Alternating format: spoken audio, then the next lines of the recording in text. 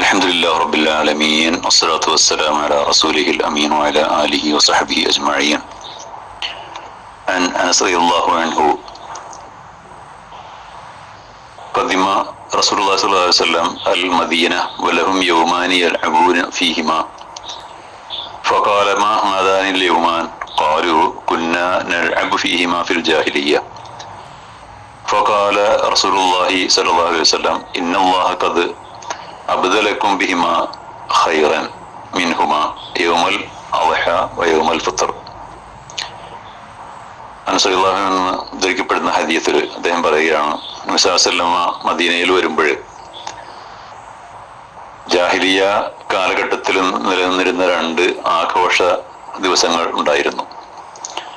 നബി സല്ലല്ലാഹു അലൈഹി വസല്ലം പറഞ്ഞു, ഇതിനേക്കാൾ വളരെ ഉത്തമമായ രണ്ട് ആഘോഷ ദിനങ്ങൾ അള്ളാഹു നിങ്ങൾക്ക് വേണ്ടി നിശ്ചയിച്ചു തന്നിട്ടുണ്ട്. അതാണ് ഈദുൽ അദ്ഹയും ഈദുൽ ഫിത്റും. ഈ രണ്ട് ആഘോഷങ്ങളല്ലാതെ ഇസ്ലാമില് മറ്റ് യാതൊരു ആഘോഷങ്ങളുമില്ല. ഈ രണ്ട് ദിനങ്ങളില് സന്തോഷിക്കുവാനും അത് ആഘോഷിക്കുവാനും ഇസ്ലാം അനുവാദം നൽകിയിട്ടുണ്ട്. എന്നാൽ ആധുനിക സങ്കല്പത്തിലെ ആഘോഷങ്ങളിൽ നിന്നൊക്കെ തികച്ചും വ്യത്യസ്തമാണ് ഇസ്ലാമിലെ ആഘോഷങ്ങൾ. പെരുന്നാൾ ദിനത്തില് ഒരു സത്യവിശ്വാസി ചെയ്യേണ്ട കാര്യങ്ങൾ എന്തൊക്കെയാണെന്ന് നബി സല്ലല്ലാഹു അലൈഹി വസല്ലം നമുക്ക് പഠിപ്പിച്ചു തന്നിട്ടുണ്ട്. അതനുസരിച്ചാണ് നാം ഈ പെരുന്നാളിനെ വരവേൽക്കേണ്ടതും അതേപോലെ ആഘോഷിക്കേണ്ടതും. ആദ്യമായി പെരുന്നാൾ നിസ്കാരത്തിന് പുറപ്പെടുന്നതിന് മുമ്പ് നന്നായി കുളിച്ച് ശുദ്ധിയാകുക എന്നുള്ളതാണ്. മറ്റൊന്ന് നല്ല വസ്ത്രം ധരിക്കുക, ഉള്ളതിൽ നല്ല വസ്ത്രം ധരിക്കുക. പുതുവസ്ത്രം ഉണ്ടെങ്കിൽ അതാണ് ഏറ്റവും ഉത്തമം. മറ്റൊന്ന്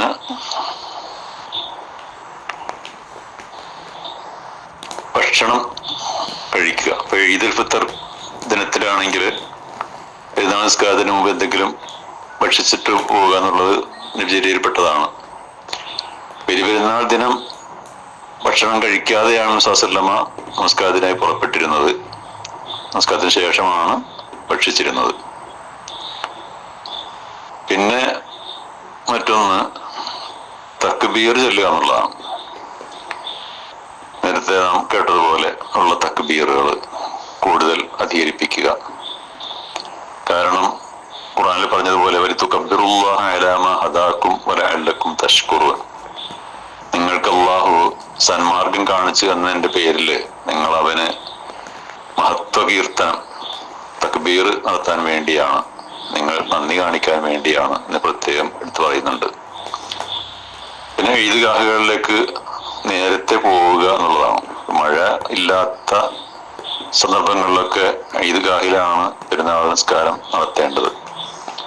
മഴയുള്ളപ്പോൾ പള്ളികളിൽ ആണ് സാധാരണ നടത്താറുള്ളത്. ഒരു സഹസ്രം സൂര്യൻ ഉദിച്ചാല് മുസല്ലയിലേക്ക് പുറപ്പെടാറുണ്ടായിരുന്നു. വളരെ നേരത്തെയാണ് ഇപ്പൊ അറബ് നാടുകളിലൊക്കെ, മുസ്ലിം നാടുകളിലൊക്കെ മിക്കവാറും സുബഹി കഴിഞ്ഞ ഉടനെ തന്നെ, അധികം വൈകാതെ തന്നെയാണ് പെരുന്നാൾ നിസ്കരിക്കുന്നത്. നമ്മുടെ നാട്ടിൽ പൊതുവെ കുറച്ച് വൈകിട്ടാണ്. ചിലയിടത്ത് 8 മണി, ചില 10 മണി, 11 മണിക്കൊക്കെ നിസ്കരിക്കുന്ന പള്ളികളെ നമുക്ക് കാണാൻ സാധിക്കും. അത് ശരിയല്ല, എത്രയും നേരത്തെ നിസ്കരിക്കാനുള്ളതാണ്. പിന്നെ ഈദ്ഗാഹുകളിലേക്ക് പോകുമ്പോൾ നടന്നു പോവുക എന്നുള്ളതാണ്. നടന്ന് വാഹനങ്ങളുള്ളവർ തന്നെയും അത് കഴിയുന്നതും ഉപയോഗിക്കാതിരിക്കുക. എന്നിട്ട് സംഘങ്ങളായിക്കൊണ്ട് നടന്ന് തക്ബീർ ചൊല്ലിക്കൊണ്ട് ഈദ്ഗാഹിലേക്ക് പോവുക എന്നുള്ളതാണ്. പോകുന്ന വഴിക്കൊക്കെ ജനങ്ങൾക്ക് ഒരു സന്ദേശം കൂടിയാണത്, ഈ പെരുന്നാളിന്റെ സന്ദേശം എന്നൊരു രീതിയിൽ തക്ബീർ എല്ലാവരും കൂടി ഒരുമിച്ച് ചെല്ലി പിന്നെ ഈദ്ഗാഹിലേക്ക് പോവുക എന്നുള്ളത്. അതുപോലെ ഈ പെരുന്നാൾ നിസ്കാരത്തെ കുറിച്ച് പറയുകയാണെങ്കിൽ ഏറ്റവും പ്രധാനപ്പെട്ട ഒരു ഇബാദത്താണ് പെരുന്നാൾ നിസ്കാരം. ഒരു പ്രദേശത്തുള്ള സ്ത്രീകൾ ഉൾപ്പെടെ ഉള്ള ആബാലവൃദ്ധം ജനങ്ങൾ ഒരുമിച്ചുകൂടി തക്ബീർ മുഴക്കി നമസ്കാരത്തിലും പ്രാർത്ഥനയും എല്ലാം പങ്കെടുക്കുക എന്നുള്ളതാണ് ഇസ്ലാമിന്റെ രീതി. ഇസ്ലാം വിശ്വാസങ്ങളുടെ മാതൃക അതാണ്. ഇബ്നു അബ്ബാസ് ഹദീസിൽ പറയുന്നുണ്ട്, ഖറജ നബി സല്ലല്ലാഹു അലൈഹി വസല്ലം യൗമ ഈദിൻ ഫസല്ല റകഅത്തൈനി ലം യുസല്ലി ഖബ്ലു വലാ ബഅദ്. സ്വല്ലല്ലാഹു പെരുന്നാൾ നിസ്കാരം 2 റകഅത്ത് നിസ്കരിച്ചു, അതിനു മുമ്പോ ശേഷമോ മറ്റ് നിസ്കാരങ്ങളൊന്നും നിർവഹിച്ചിട്ടില്ല. അതായത് വേറെ നിസ്കാരമൊന്നുമില്ല. ഈ 2 റകഅത്താണ് പെരുന്നാൾ നിസ്കാരത്തിൽ പ്രധാനപ്പെട്ടത്. പെരുന്നാൾ നിസ്കാരത്തിന്റെ സമയം എന്നത് സൂര്യൻ ഉദിച്ച് അല്പം ഉയർന്നത് മുതൽ ഉച്ചയോട് അടുത്ത സമയം വരെ പെരുന്നാൾ നിസ്കാരം നിർവഹിക്കാവുന്നതാണ്. പക്ഷെ കഴിയുന്നത് നേരത്തെ നിസ്കരിക്കാവുന്നതാണ് അതിന്റെ രീതി. പെരുന്നാൾ നിസ്കാരത്തിന്റെ രൂപം എല്ലാവർക്കും അറിയാവുന്നതാണ്. ഒന്നാമത്തെ റക്അത്തിന്റെ ആരംഭത്തിൽ സ്വല്ലല്ലാഹു അലൈഹി വസല്ലം 7 തക്ബീറുകളും രണ്ടാമത്തെ റക്അത്തിന്റെ ആരംഭത്തിൽ 5 തക്ബീറുകളും ചൊല്ലുമായിരുന്നു. ശേഷമാണ് ഫാത്തിഹ ഓതിയിരുന്നത്. തക്ബീറത്തുൽ ഇഹ്റാമിന് ശേഷം പ്രാരംഭ പ്രാർത്ഥന നിർവഹിക്കുക. ഫാത്തിഹയ്ക്ക് ശേഷം സൂറത്തുകളും പാരായണം ചെയ്യുക. സ്വല്ലല്ലാഹു ഒന്നാമത്തെ റക്അത്തിൽ സൂറത്തുൽ ഖാഫ് അല്ലെങ്കിൽ സൂറത്ത് അഅല ഓതിയിരുന്നതായിട്ടും രണ്ടാമത്തെ റക്അത്തിൽ സൂറത്തുൽ ഖമർ, അൽ ഗാശിയ തുടങ്ങിയ സൂറത്തുകളൊക്കെ ഓതാറുണ്ടായിരുന്നു. ഇനി ഏതായാലും മറ്റ് സൂറത്തുകളായാലും കുഴപ്പമൊന്നുമില്ല. പിന്നെ പെരുന്നാൾ നിസ്കാരം ഈദ്ഗാഹിലാണ് മിക്കവാറും നിർവഹിച്ചിരുന്നത്. മഴയുള്ളപ്പോൾ മാത്രമേ നേരത്തെ സൂചിപ്പിച്ചതുപോലെ പള്ളിയിൽ നിസ്കരിച്ചിരുന്നുള്ളൂ. അതുപോലെ തന്നെ സ്ത്രീകൾക്ക് ഈദ്ഗാഹിലേക്ക് പോകൽ വളരെ പുണ്യകരമാണ്. അശുദ്ധിയുള്ള സ്ത്രീകൾ പോലും ഈദ്ഗാഹിൽ പങ്കെടുക്കാൻ നബി സല്ലല്ലാഹു അലൈഹി വസല്ലം കൽപ്പിച്ചിരുന്നു. അവർ നിസ്കാര സമയത്ത് മുസല്ലയിൽ നിന്ന് മാറി നിൽക്കുക, അല്ലാത്ത സമയങ്ങളിലൊക്കെ അവിടെ ഇരിക്കുക എന്നുള്ളതാണ്. പിന്നെ പെരുന്നാൾ നിസ്കാരത്തിന് ശേഷമുള്ള ഖുത്ബ എല്ലാവരും കേൾക്കേണ്ടതുണ്ട്. ചില ആളുകൾ നിസ്കാരം കഴിഞ്ഞ ഉടനെ സ്ഥലം കാലിയാക്കാറുണ്ട്. അതല്ല, പെരുന്നാൾ നിസ്കാരത്തിന് ശേഷമുള്ള ഖുത്ബ അത് തീരുന്നത് വരെ അവിടെ ഇരുന്ന് കേൾക്കുക. അതാണ് വിശ്വാസനെ പഠിച്ചിട്ടുള്ള സുന്നത്ത്. പിന്നെ അന്നേ ദിവസം കഴിയുന്നത് പോലെ സദക്കകൾ നിർവഹിക്കുക. അത് വളരെ പ്രതിഫലാർഹമുള്ള ഒരു സംഗതിയാണ്. പാവപ്പെട്ടവരെ കാണുമ്പോൾ അവർക്ക് ആവശ്യമായ കയ്യിലുള്ളത് എന്താണെന്ന് വെച്ചാൽ അവർക്ക് കൊടുക്കുക. ഇനി ഭക്ഷണം ആണെങ്കിൽ ഭക്ഷണം, അല്ലെങ്കിൽ ഭക്ഷണത്തിന് വീട്ടിലേക്ക് ക്ഷണിക്കുക, അല്ലെങ്കിൽ പൈസ കൊടുക്കുക.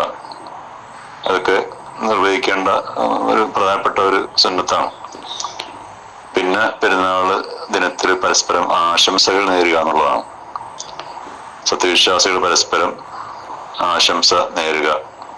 തഖബ്ബലല്ലാഹു മിന്നാ വ മിൻകും, നമ്മിൽ നിന്നും നിങ്ങളിൽ നിന്നും ഈ കർമ്മങ്ങളൊക്കെ അല്ലാഹു സ്വീകരിക്കട്ടെ എന്നാണ് അതിന്റെ അർത്ഥം. സഹോദരങ്ങളുടെ സഹാബത്തുകളൊക്കെ പരസ്പരം കാണുമ്പോൾ ഈ ദിനങ്ങളിൽ തഖബ്ബലല്ലാഹു മിന്നാ വ മിൻകും എന്ന് പറയാറുണ്ടായിരുന്നു. പിന്നെ മുസല്ലയിലേക്ക് ഒരു വഴിയിലൂടെ പോവുക, മറ്റൊരു വഴിയിലൂടെ തിരിച്ചു വരിക, അതും ഒരു സുന്നത്താണ്. കാരണം മറ്റു പ്രദേശങ്ങളിലുള്ളവരൊക്കെ തന്നെ പരസ്പരം കാണാനും പരിചയപ്പെടാനും ഒക്കെ ഉള്ളൊരു സന്ദർഭമാണല്ലോ അത്. പിന്നെ മുസല്ലയിൽ നിന്ന് വീട്ടിലെത്തിയാൽ 2 റക്അത്ത് നിസ്വാസനം നമസ്കരിക്കാറുണ്ടായിരുന്നു. ഇത് നിസ്കാരം കഴിഞ്ഞിട്ട് വീട്ടിലെത്തി കഴിഞ്ഞാല് ഹദീസിൽ പറയുന്നത് ഇങ്ങനെയാണ്: കാന റസൂലുള്ളാഹി സ്വല്ലല്ലാഹു അലൈഹി വസല്ലം ലാ യുസല്ലി ഖബല ഈദി ഷൈഅൻ ഫഇദാ റജഅ ഇലാ മൻസിലിഹി സല്ല റക്അത്തൈനി. പെരുന്നാൾ നിസ്കാരത്തിന് മുമ്പ് സുന്നത്ത് നിസ്കരിക്കാറുണ്ടായിരുന്നില്ല. നമസ്കാരമൊക്കെ നിർവഹിച്ച് വീട്ടിലേക്ക് മടങ്ങി എത്തിയാൽ 2 റക്അത്ത് നമസ്കരിക്കുമായിരുന്നു. പിന്നെ വലിയ പെരുന്നാൾ ദിവസത്തിൽ ഉദ്ഹിയത്ത് അറുക്കുക എന്നുള്ളതാണ്. എല്ലാവർക്കും അതിന്റെ പ്രാധാന്യമൊക്കെ അറിയാവുന്നതാണ്. ഈ മാസത്തിൽ നിന്ന് പിന്നെ സ്വയം ഭക്ഷിക്കുക, അത് മറ്റുള്ളവർക്ക് ദാനം ചെയ്യുക, അതൊക്കെ വളരെ പ്രധാനപ്പെട്ട പുണ്യകരമായ കർമ്മങ്ങളാണ് അതൊക്കെ. ഈ പെരുന്നാൾ നിസ്കാരങ്ങളിൽ നോമ്പെടുക്കാൻ പാടില്ല. ലാസവും ഫിയൗമൈനി അൽ ഫിത്രി വൽ അദ്ഹ, ഈദുൽ ഫിത്റിലും ഈദുൽ അദ്ഹയിലും നോമ്പെടുക്കാൻ പാടില്ല എന്ന് ശാസ്ത്രം പ്രത്യേകം കൽപ്പിച്ചിട്ടുള്ളതാണ്. പെരുന്നാൾ നിസ്കാരം നഷ്ടപ്പെട്ടുണ്ടെങ്കിൽ അതേ രൂപത്തിൽ നിസ്കരിക്കാം. നേരത്തെ പറഞ്ഞ രീതിയിൽ തന്നെ നിസ്കരിക്കാവുന്നതാണ്. പെരുന്നാൾ നിസ്കാരത്തിന്റെ മുമ്പോ ശേഷമോ പ്രത്യേക സുന്നത്ത് നിസ്കാരം ഇല്ല, അത് നേരത്തെ സൂചിപ്പിച്ചതാണ്. പിന്നെ പെരുന്നാൾ നിസ്കാരത്തിന്റെ ബാങ്കോ അല്ലെങ്കിൽ ഇഖാമത്തോ സുന്നത്തില്ല.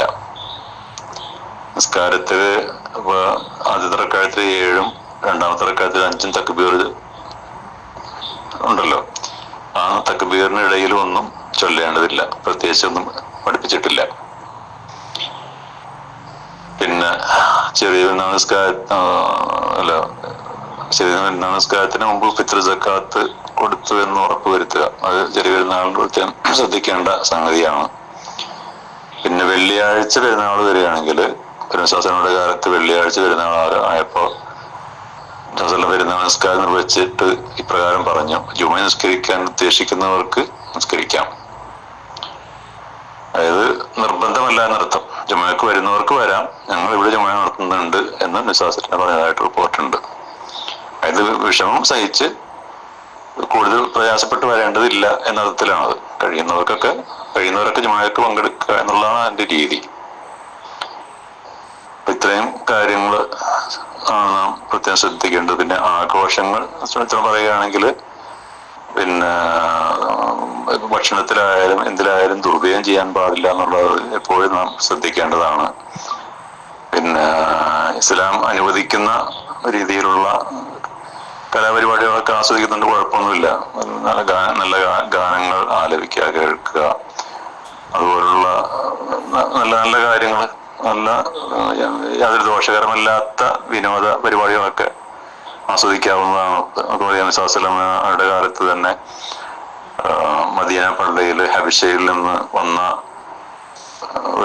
പ്രത്യേക ഒരു കായിക സംഘത്തിന്റെ പ്രകടനം പള്ളിയിൽ നടക്കുകയുണ്ടായി. സ്വല്ലല്ലാഹു ആയിഷ റളിയല്ലാഹു കൂടി അത് കാണിച്ചു കൊടുത്തു. ഇങ്ങനെ ഒക്കെ നമുക്ക് ഹദീസിൽ കാണാൻ സാധിക്കും.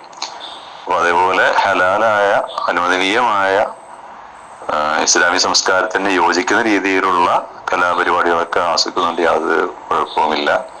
പിന്നെ മറ്റൊന്ന്, പിന്നെ ബന്ധുക്കളൊക്കെ കുടുംബങ്ങളിലൊക്കെ സന്ദർശിക്കുക, സുഹൃത്തുക്കൾക്ക് പ്രത്യേകം ഈദ് സന്ദേശങ്ങൾ കൈമാറുക, ആലിംഗനം ചെയ്യുക, പരസ്പരം ആലിംഗനം ചെയ്യുക, ഈദ് മുബാറക്ക് എന്നൊക്കെ പറഞ്ഞുകൊണ്ട് ആശംസ നേരുക. ഇതൊക്കെയാണ് ഇതിന് പ്രത്യേകം ചെയ്യേണ്ടത്. അല്ലാഹു സുബ്ഹാനഹു വ തആല നമ്മുടെ എല്ലാ കർമ്മങ്ങളും സ്വീകരിക്കുമാറാകട്ടെ.